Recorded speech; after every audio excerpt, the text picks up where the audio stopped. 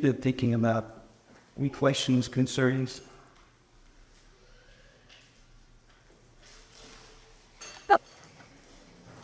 Okay, good. Well, let's talk about the king's enemy. In a few weeks, we're going to have a session just on spiritual warfare. So there we'll get in a little bit more on angels and demons, and what we think about our interaction with them. Is that hostile, and what does that look like?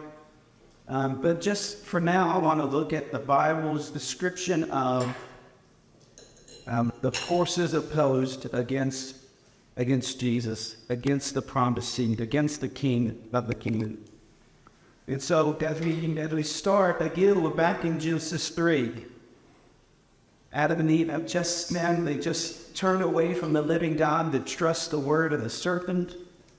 And so we find here God is pronouncing curses and disciplinaries on hearted curse on the serpent. God said, "I'll put enmity between you and the woman, between your offspring and her offspring. He shall bruise your head, and you shall bruise his heel." He shall bruise, some translation will say strike, some will say crush your head, and you shall strike or bruise his heel. So with this serpent, well, we find out throughout the Bible, one place where it's just explicit, and it is at the end of the Bible, Revelation 12:9, the great dragon was thrown down, that ancient serpent who is called the devil and Satan, the deceiver of the whole world. He was thrown down to the earth, and his angels were thrown down with him. So here we are in the garden, and just so we're clear, this wasn't just a normal garden snake or even a normal king snake. This was somehow Satan embodying a serpent, the serpent-like creature, and then being promised, his defeat being promised. I want to draw out three implications from Genesis 3:15. If that passage there, if that curse is true, then we see in Genesis 3:15, there is an enemy of God's kingdom, right? The serpent. At the very least, there's that one enemy. We find out later there's a whole host of demons that are arrayed alongside him. Now, death is also called our enemy. Sin is also called our enemy. We'll talk about that more in a few weeks. At this point, Satan is the enemy of God's kingdom. He wants to thwart God's plan. Another implication is that all people are now either offspring of Eve or the offspring of Satan. Notice that again. I'll put enmity between you, the serpent, and the woman, and between your offspring and their offspring. And then we zero in on the singular offspring of Eve and say, he will crush your head, you shall bruise his heel. But all humanity are now either offspring of Eve or offspring of the enemy, of Satan. And these are spiritual categories. In some sense, all humanity are offspring of Eve. Adam and Eve, our first parents, we're all somewhere up the family tree. We all get back up there. But that's not what this is really talking about. The offspring of Eve, are we the ones that trust in the promise of the Redeemer? Are we looking for the promised one to come for us now after the life of Jesus? Are we trusting in the one that has died? But in this sense, in Genesis 3:15, the offspring is spiritual offspring. She's going to have two sons in a moment. We're going to see Cain and Abel. One of them, the Bible is going to portray as the first of Satan's offspring. Not because he had sex with Eve. Please, no. But because Cain has chosen, has decided, I'm against the purpose. I'm with the enemy. I'm going to live for myself. I'm going to be God. I'm not going to trust God. And so he set himself up against God's kingdom. And finally, we see that one of Eve's offspring will defeat the serpent. He's going to do through sacrifice. Salvation is going to come through sacrifice. Redemption is going to come through as a death, through some type of suffering for Eve's offspring. We're going to see that again and again. For those that may want to dig really deep on that theme through the Bible, there's a book called God's Glory in Salvation or in Judgment by James M. Hamilton. God's glory in salvation through judgment. That salvation is going to come, but it's going to come through the judgment of a serpent. It's even going to come through the judgment of Eve's son. He's going to bear the judgment to save us, isn't he? Jesus is going to bear our iniquities to save us. And so, if you want to go really deep, that would be a place to go. So we'll see it come up a little bit here in the next few minutes. We leave Genesis 3, they leave the garden, and immediately in Genesis 4, you start to see family trees. We start to see in Genesis, well, actually, first we see Cain killing Abel. So there's a promise of an offspring, a good offspring and a bad offspring. Right? There's a promise of a Redeemer who would come through Eve's line and enemies that will come through Satan's influence. And we see that play out firsthand in Cain verses 8. Cain killing his brother Abel. And when that happened, after that it happened, Eve has another son, Seth. And there at the end of the chapter, it said, he bore a son, and to call his name Seth. For she said, God hath appointed for me another offspring instead of Abel, for Cain killed him. Eve knows that she's meant to be the mother of a line of godly men and women who will stand up for truth in the midst of a crooked world against the offspring of the enemy. And at the end of chapter 4, we see Cain's genealogy. And if you read that genealogy, you see almost each generation getting worse and worse and worse, until finally you meet a man called Lamech. And he says, I killed a man for insulting me. And if anyone touches me, may they be accursed 7 times as much as you would have been accursed for attacking Cain. Essentially saying, I'm like the epitome, the complete Cain. 7 times the loss, the embodiment of mankind working with the enemy. That's who I am. Or the fullness of that. And so we see now the degenerate line, Cain's evil offspring, Satan's seed. And then in chapter 5, you get to see Adam's genealogy. And they're obviously not perfect people. They're sinners as well. But you do see light along the way, where you meet a man called Enoch, who walks with God. It is taken up. Towards the end of genealogy, you read that they begin to call in the name of the Lord. These are people who walked by faith, by worshiping the one true God. And so Cain's genealogy, evil men getting worse and worse. Adam's genealogy, through Seth, comprised of men and women who are imperfectly but trusting the Lord, calling on the name of the Lord, believing his promise, waiting for redemption. And then we get to chapter 6, and we read that in general, things aren't going very well. In fact, it says in, I think, 6 verse 5, every thought of mankind was only evil continually. Well, that happens because of a family line problem. We read here, when man began to multiply and face the land, and daughters were born to them, the sons of God saw that the daughters of men were attractive, and they took as their wives any they chose. Now, I put the Eve seed in there and Satan's seed in there. That's not in the text of your Bible. But remember, we've just seen these 2 family trees develop. And if you turn the page, we're now in Genesis 6. And there's a massive problem because you've got sons of God, this group of men, described as the sons of God, intermarrying with this description of daughters of man. Daughters of man. We've been tracing these 2 family lines. And so I would argue that what's happening here is that the offspring of Eve, the godly lineage, they started to corrupt the family tree. They've started to intermarry with those who don't have faith, those who are aligning themselves with here. I mean, you have a question?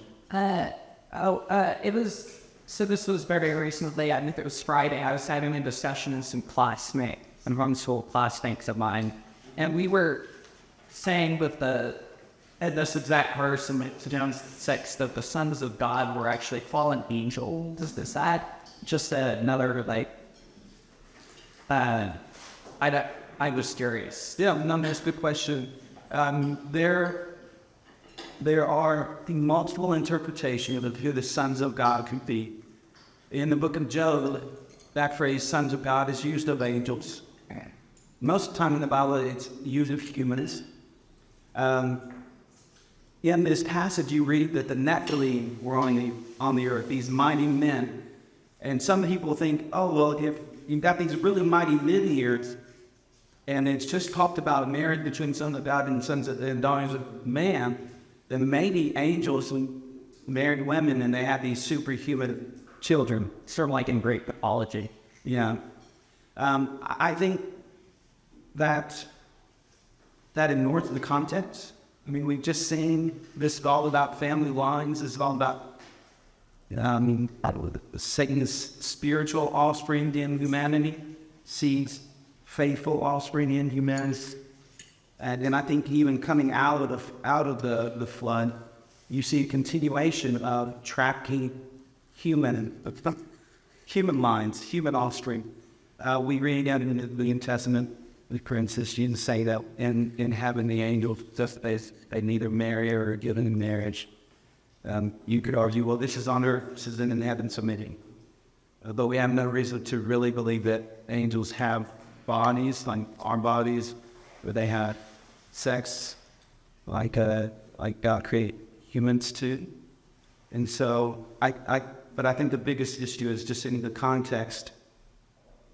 It would make no sense that why would we be thinking of angels right here? Why would not just tell us that sort? I guess you could say that Satan sent his angels to impregnate women in order to maybe breed out any of the holy, faithful line. I think that's actually clearer, though, so that's humans in each. So there are faithful people throughout church history that have held that some type of angel-human interaction going on here. I don't think it's the best explanation, but I don't think it's heresy either. I saw a finger here, something here, there. So I think it goes back to where the start, like said, context amplified on Adam's genealogy. This is a book of the genealogy of Adam. In the day that God created Adam, he made in these words the likeness of God. So that's that image bearer. That's that what we see. All the family resemblance stories come out the book here one Sunday on Book of John's. We have traits and characteristics as people of God. They want the kingdom. And then there's traits and characteristics, family resemblance people that are against the kingdom, that are the kingdom have. There's some or again. So I think that context. They've been like that frailest. I mean, it's wild where this stuff goes. Even in some way, the being. What's the intent of being, in context of the whole? And so when you go back to where the starter, Jeff Klein, the likeness of the, others, and there's these men that saw what they wanted, copying the desire in the garden, to see something that I desire and to take it, so that they're moving down that same path, the original sin. Yeah. And it's stupid. If anyone wants to look kind of at the option of interpretation in this passage, just email me and I'll send you, and I've got 4 short articles that so would you read is give you all the options. I love it. I'm saying, yeah, really. And yeah. So I didn't know why, but for the first time it occurred to me that Abel's death at the hands of Cain was really almost a foreshadowing Jesus. Is that? Unpack what you see there. How you see that being the case. Well, so Abel, said he had 2 sons, and effectively one was, Eve's seed, the other was Satan's seed. Cain was Satan's seed. So I'm assuming Abel, based on how they characterized, I'll talk about it in the bottom, was Eve's seed, Eve therefore son of Koth. And he died at the hands of Cain. And it just, I mean, that's what the serpent has always been out there. It's the death of God. And so I feel like that's Abel's story applicable. Yeah. Utter. Okay, that's really good. I think that's insightful because what we know about Abel, he just made a sacrifice to the Lord and can accept, and he'd shown faith in the Lord, and so he is that from that lineage, and he's the first to suffer for his faith, which all the points to the Lord, all through these suffers for crimes and for our faith. So I think that's really insightful. So just to step back for a minute, one of the things I want to do in our time is think about evil and how we think of some of these stories, particularly the Old Testament, where we see judgment. And I don't know how you feel about, say, the conquest of Canaan or the flood, but the wider culture wants to point at those as an examples of God doesn't care about people. He's just a wrathful, vengeful God. There's no how can we make excuses, you Christians, for this God that they would see and call evil? I want you to notice what's happened there. We've got a promise of the offspring that will save the world. But it seems as if all of humanity is banding together with Satan to make it so there's not even a godly lineage anymore. We are trying to breed out the righteous among these. And so if you're a good, loving God who wants to save the world, and your enemy has plotted, lo and held a lot of men and women to make it so that seed could never come about, that Savior seed, what's the most loving thing you can do to make sure that you are able to save all of humanity? It might be to flood the earth and to start over with one man with his family, and to redeem them and to encourage, to bless them and say, now you fill the earth. You be fruitful, multiply, and fill the earth. That's what we see happening. And as we think about things like the conquest, the Canaanites, how did God command his people to go in and to completely clear out a rear of the people? We read in Genesis 13, so this isn't, we're not too far after the fourth year. The Lord said to Abram, know for certain that your offspring will be sojourners in a land that is not theirs, will be servants there, and they will be existed for 40 years. But I will bring judgment on the nation that they serve, and afterward they shall come out with great possessions. As for you, you shall go to your fathers of peace. You should be buried in a good old age. And they shall come back here in the fourth generation, for the iniquity of the Amorites was not left in heat.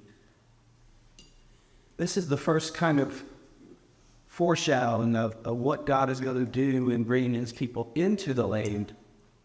That's going to include actually a judgment on the land.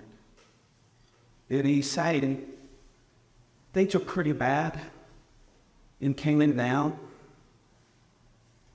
but the iniquity of the Amorites isn't yet complete. I'm going to be patient another 400 years before this judgment comes. I'm going to wait, but I know what's going to happen. So as we think about just why God judges, I want to keep these things in mind. Let's say about now, we say about humility. These are a couple of other examples of, and we need to tie that into the role of Satan in the world, the role of the unseen evil forces in the world. And so I think one of the ways we can do that is look at the story of David and Goliath. Goliath comes out, and you may remember this challenge. It includes things like David is undefeatable. So send out You say your God is powerful, you say Yahweh is powerful, send someone out and we'll do battle. But he then maligns the name of Yahweh, maligns the army of God's people. He knows, Goliath knows, this is a spiritual battle. It's going to happen physically, but it's a spiritual battle. So when David comes and accepts a challenge, he said, I come to you, so the name of the Lord comes. And when I kill you today, the whole world will know that there's a God in Israel. This is a spiritual battle. So remember, Goliath is the front of being telling, he's super armored. He's running towards David. Where does David throw his little stone? It's called a big stone. Did not. Where does he get hit? He gets hit in the net around. Have you heard anything about crushing someone's head so far in the story as we're seeing it today? Yeah. He gradually crushes. But actually, it's not done because Goliath falls down, face down, as far as we can tell. Then David runs up and grabs his sword, and what's he do with the sword? He cuts his head off. We see that they both knew it was a spiritual battle. It was physical too, but it pointed to the spiritual battle that really had already happened. One of us showed that in a minute. But we see a partial fulfillment of that promise in Genesis 3:15. David's a picture of the ultimate Savior who would come and rescue God's people by defeating his enemy. I say that it's a battle that Yahweh had already won because 12 chapters earlier, the Ark of the Covenant is captured. The Israelites take it into battle with them. The Philistines. The Israelites lose. The Philistines take the Ark of the Covenant back and then put it into the temple of Dagon. You remember this story? Yeah. And so Ark of the Covenant, that's in Indiana Jones in the Ark, the gold box with the angels on top, with the law, the Ten Commandments inside, Aaron's, is it the twig from Aaron's staff? A few holy kind of relics inside. It's that box. It's now placed in the temple of Dagon. I'm going to pretend that this is Dagon, and here's the Ark of the Covenant. They set it up, and I just imagine the priests in the temple say, okay, well, let's go home. So they turn the lights off, they leave, and they come back in the morning. What do they find? The head fell off. And no, not yet. They find Dagon has fallen face down in front of Yahweh, in front of the Ark of the Covenant. And so, of course, they pick him up, they dust him off. Oh, I'm so sorry, we wouldn't let it happen again. If you give us. They leave, they come back in the morning, and this time he's fallen over again. But what's missing? His head. His head. Dagon, the god of the Philistines, the god of Goliath, had already fallen face down and lost his head in the presence of Yahweh. And we see just a few chapters later, these champions, the great champion of the Philistines, Goliath, versus the diminutive champion of the Israelites, David. It didn't battle. It's almost like a parable, or just it's a physical picture of what had already happened in the heavenly places. They know they weren't lost. He'd already been beheaded. God had already won. And so they could come and say, I'm going to win because my God's already beheaded your God. I know him was winning. Trust the Lord. It was a spiritual battle. Let's look at one more example of this in the Old Testament. And what we're seeing is that there are times where not just individuals, but it seems like a whole people will align themselves with the enemy so closely. Maybe we could think of examples in history where it seemed like a whole nation just lost their heads and pursued what could only be called pure evil as far as they could. We know maybe think of World War II and the it's a Nazi regime, and that he thought what the Germans did was bad. They should free up on what happened in Japan. But this is I want to introduce you to the Amalekites. In 1 Samuel 15, Israel is going to battle. Saul is king, King Saul, and God commands Saul, wipe out the Amalekites. Devote them completely to destruction. It's like the word there is it's a time of offering, something totally devoted to God as an offering. Go and destroy all the Amalekites. Well, why would God say that? Here's what we know about the Amalekites. In Exodus 17, just after Israel's crossed the Red Sea, they don't have hardly any weapons. None of them are trained soldiers. They're just thankful for their lives after crossing the Red Sea, and they're attacked by the Amalekites. Numbers 14, so Exodus, Leviticus, Numbers 14, the Amalekites joined the Canaanites to attack Israel. In Judges 3, they helped the Moabites invade Israel. In Judges 6, they helped the Midianites invade Israel. Later in 6 and then in 7, they fight again with the Midianites against, that's that story of Gideon's great triumph over the Amalekites and the Midianites. How many is that? 1, 2, 3, 4, 5 times in just a few pages of the Bible, really, if you're even something great.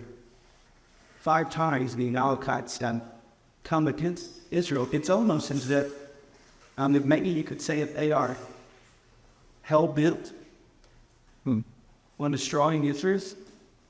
Would that be an appropriate word? I think so. They'll work with anyone who wants to invade Israel.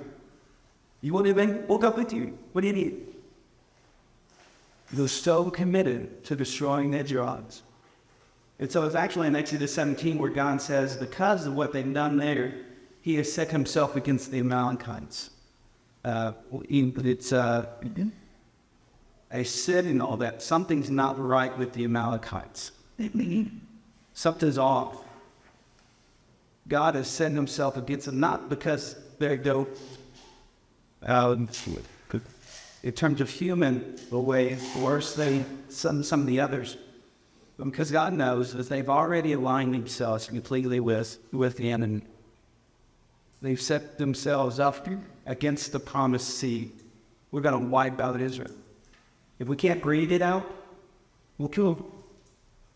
In fact, we'll meet one more Amalekite later in the Bible. So that they've basically been defeated. They've been scattered. There's really no Amalekite nation left. There's a few random Amalekites scattered around. Then we meet one of these in the book of Esther, a guy named Haman the Agagite. Agag was the title for the Amalekite king, so like the title of Pharaoh. So Haman is descended from the kings of the Amalekites, but he's in Persia. You often read of conquered nations, their princes or their kings kind of taking refuge in other nations, hoping that someday they'll raise an army and come back and win again. But he's there in Persia, and he is descended from the kings of the Amalekites. Do you remember in the book of Esther, what was Haman? What was he after? What was his plan there? What did he want to see it accomplished? Wipe out the Jews. Yeah. Yeah, and he got an edict from the king that said, sent it all over the Persian Empire, the known world, really, and said, on this day, whoever is willing, attack and kill any Jew in your city, and you get to keep all their possessions. So it was one day, one coordinated attack. We're going to wipe out the people of God. And I'm sure Satan behind the scenes saying, now to take care of the seed. And so if we read the Amalekite genocide, we read there in 1 Samuel 15, and we think, oh man, why would they wipe out a whole people? Why would God command, mine's in the whole flood? Why about a whole people? Is God just unloving? Is he just uncommon? Or is he actually protecting his promise of salvation to all peoples, for all the nations? And I think that's why I think that's one of the reasons we have the story of Esther. I think God knew that we would see 1 Samuel 15 and think, was that right, God? Was it good to do that? And the Haman is just one more picture of God saying, see, that's why I need to do that. This is the people that so align themselves in God's enemy. That the most loving thing I could do for all of humanity was to remove them. And so, just to wipe the end.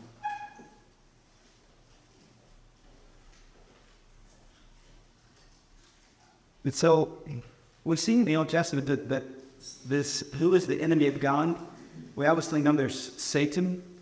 We start to see some peoples that seem so aligning, so in allegiance with the enemy, that they emerge as not just an army to defeat, not just a random raiding bandits or thing, but people that will align themselves with as the seed of the servant. So when I ask a few questions, how does wrestle with a few questions? Is judgment good? Because you can't talk about the enemy and the kingdom without talking about their judgment. And so is judgment good? I want to run through some of these questions and give some short answers. Please interrupt, interject, ask questions, push back, because we're talking about something that's, it's not just theoretical, it is in this biblical theme of God's enemies, but it's also really personal, because we may have family members who are turned off to Christianity because they think that God is a certain way. And so please interject if you want. So what is God's wrath? I think the best definition that I see of what God's wrath is that God's wrath is what happens when God's love encounters evil. God's wrath is what happens when His love encounters evil. So let me give an example. Let's say we go outside the doors here in a few minutes, and you turn to the right and you see a man abusing a young child. You see a man abusing a young child. So we have to ask, what does love do when it sees that? Does love turn a blind eye? Our culture might want to say, well, love shouldn't judge. So if you see a man abusing a child, the loving thing to do would be to say, well, I struggle too. I've got my own issues, so that's just his struggle. Is that love? To turn a blind eye, to walk away, to excuse evil? I hope none of us can imagine walking outside and seeing that and dead or nothing. Wouldn't love step in? Wouldn't love go and not only stop that evil there, but bring the appropriate amount of justice, judgment, litigation, whatever word you want to use, against that evil? Wouldn't love do that? And so, of course, God, the God who is love, He gives him. When He sees the evil, how much more will He want to solve it than bring His justice to bear on it? Because He's better judge than I am. He's much more loving and clear. We are encouraged to question God's judgments. So these things we looked at, flood or the conquest of the promised land, was it good? We might want to stand over it and say, well, was it good for God to do that? there's a theologian named Miroslav Volf from Eastern Europe. He lived through, his people lived through the genocide there in the Bosnia-Herzegovina, Serbia, that kind of section that serves them out into the other people now. But he watched where over years one ethnicity attempted to wipe out another ethnicity, seemingly with no one to step in and help. And so he got to see kind of up front real evil. And so white people, for instance, in the U.S., used to say to them, they can't imagine a God who would judge. And say, how could the loving God judge? And he would say, tell me about the evil from you, the spirits. And that above, I grew up in cheats. I haven't experienced whatever kind of evil we're talking about. And he said, those of us who we know, who have seen real evil, who have grown up in those kinds of contexts, I would imagine that North India, the Middle East, China, watching people hold on. And the way he put it was, you can't imagine a loving God who would judge. I can't imagine a God who is loving that doesn't judge. Really? He's not going to neither me. But he was loving. So you read the Old Testament and it's really hard. You just thought of say, wipe out animals, wipe it all out. But then you think about a virus. It's just a little microcell, nano cell. It gets into the body. You think of that as evil. One little cell of evil that gets into the body and wreaks havoc. And God knows that evil, and it feeds in the smallest spore. Can grow. So hydrocell, he has to, because heaven is holy and pure, we have to purify ourselves to these persons. Sometimes he has to purify everything in order to get right. And so it's good. When you think, so we saw in Genesis 15, God said the sin of the Amalekites, so of the Amorites, is not yet complete.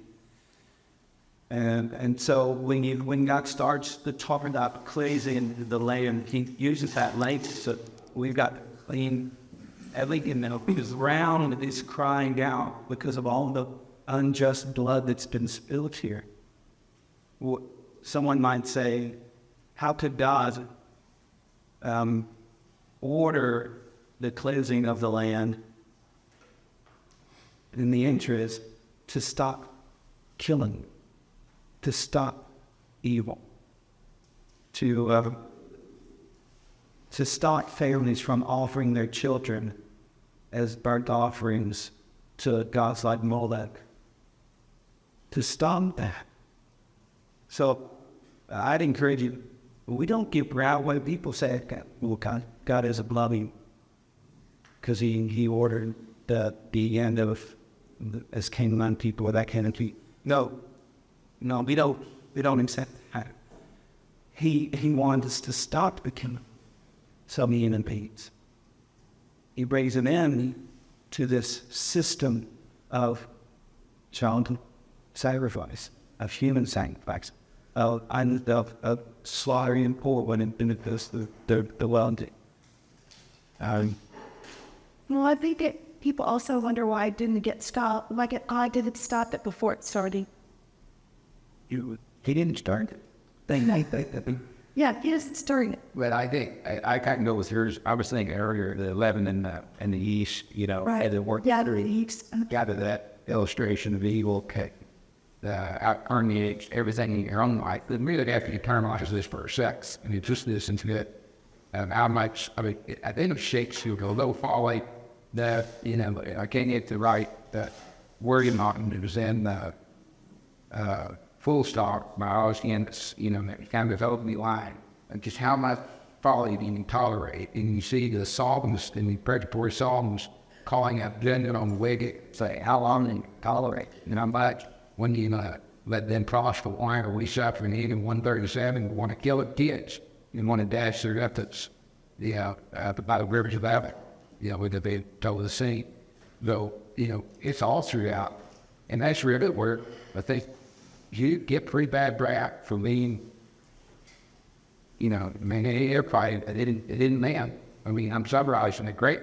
That's where a lot of the world may come from, and why from the Nazis to, going back to Haman, everybody always wants you to read it. I think there is very little tolerance. You got to get to talks for that. When they say Holy Dawn and they say everything else, they got to buy the market shapes and how they handle that. And that's everybody just into this. So, I mean, that's why we did that, even on. Yeah. I mean, a mentor of mine, that named Peter Fiswich, lived through the same genocide that Yaroslav Volf mentioned. And he was asked, should we teach pacifism? Should Christians be pacifists? And he thought for a minute, and his response was just a question: who will stop the hero of the killer? So people who's willing to step in, and not for gain or for their own comfort, but to do the right thing, who will stop the hero of the killer? And for centuries and centuries, Christians never struggled with how could the God of love judge. That was never a struggle, never a question. It didn't matter what part of the world they lived. In fact, more often the question was, how could a holy God forgive? Not how could a loving God judge. How could a holy God forgive? Look like that. But he is the God who is love. He does step in, often not when we would think would be the best time, but he will step in to stop the hand of the killer, or to bring justice. Here's a related question: does God condemn good people? He starts condemning good people. Now I'm really stepping with tubs. It's good. As far as my neighbors, my enemy, who love knows me or death, then they're pretty good people. You all setting felons free. None are wrong, none are mourn, none do good. No one seeks for God. In our flesh, none of us do good. None of us seek for God. There's the myth of a righteous pagan somewhere in the world is a myth. There is no righteous pagan. The Bible says that one day, all of your thoughts, deeds, words, all of them will be on display. Not just your deeds, your words, and your thoughts will all go display. No wonder, like the next line says, every mouth will be stopped. The Lord complaining about the justice of God. God does not to them good people. We are sinners in need of a Savior. But that leads us to another question, and this is going to come clearer in the next few weeks. But yeah, what's God really like? Maybe I can ask you it that way. Is he slow to forgive? Is he not compassionate? Is he not as loving as I am? And so here's a few verses for us. In this case, is his judgment a good thing? So Psalm 76, you are to be feared. Who can stand before you when once your anger is roused? From the heavens you utter judgment. The earth feared and was still. When God arose to establish judgment to do one, why does he stay? Why does he judge? To save all the humble and the earth. Selah. He judges to saying, he crushes the serpent's head so that we would be free from his grip and his shield, and then to the kingdom of God and the Father. Psalm 48, let Mount Zion be loud, let the daughters of Judah rejoice. What are they rejoicing in? Because of your judgments. Judgment is just saying, I'm calling people evil. I would call you good. I'm helping you see. I'm making declarations about what is right, what is wrong. This was what Old Testament people look forward to so much, and just that the God of the heavens there to do what was right.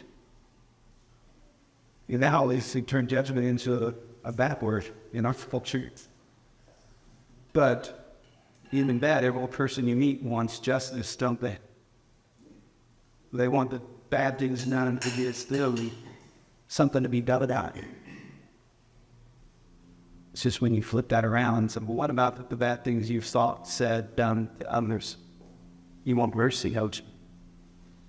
So mercy. Okay.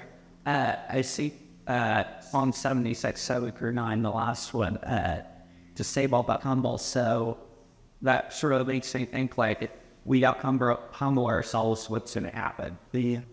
Yeah. Blessed are the poor in spirit, for those is the kingdom of heaven. This is that and recognition I need to say here. I deserve what the Philistines got. But by the grace of God, there would I go as well. And so does God hesitate to forgive? Is he slow to forget? Well, we know that he is the God who is love. So when he reveals his name again more fully, when he reveals his glory to Moses, the Lord passed before Moses and collected the rock, and he says, the Lord, a God merciful and gracious, slow to anger. He might even wait 400 years for the Amorites to repent. Slow to anger and abounding in steadfast love and faithfulness. Keeping steadfast love for thousands, forgiving iniquity and transgression and sin, but who will by no means do guilty, right? He's also not going to overlook evil. That's not love either. Visiting the iniquity of the fathers and the children's children to the third and fourth generation. Keeping steadfast love for thousands. We will talk about third, fourth generation. Of course, that doesn't mean that if I'm not a believer and I do wicked things and my son repents and believes in Jesus, is God going to exact justice on my son because of my sin? That's not what this means. It's not the exact the laws and unpack how a child can be prosecuted for a sin of their parents. That's not what this means. This is a artistic way of saying you can trust God to be more merciful than you are. We can trust God to be more merciful than you are, to be the most merciful. He will maximize, but he will maximize mercy while not overlooking evil. We'll look at a couple of verses briefly, because at this point it could sound like God only loves Israel, and all the nations are all enemies. And in a few weeks we'll look at the kingdom mission and how we'll see this flesh out more. But I want you to see a few places where we see that's not the case. He didn't choose Israel just so he could save them and then damn everyone else. In fact, this is Psalm 87. On the holy mount stands the city that the Lord founded. The Lord loves the gates of Zion more than all the dwelling places of Jacob. Gloriously in the viewer spoken of city about. So it seems to be very centered on Israel, God's love, affection for Israel. So many know that say, among those who know me, I'm the Rahab, Canaanite, and Babylon. Behold, the Philistia and Tyre, with Cush. This one was born there, and they say. That Yep, he loves Zion, but not just Israel that's there, where God is enjoying Zion, but actually we've got Canaanites there, mentioned Babylonians, Philistines, Tyre and Cush. They were born in Zion. There will be those who belong to the people of God in the city of God from all the nations. And of Zion it shall be said, this one and that one were born in her.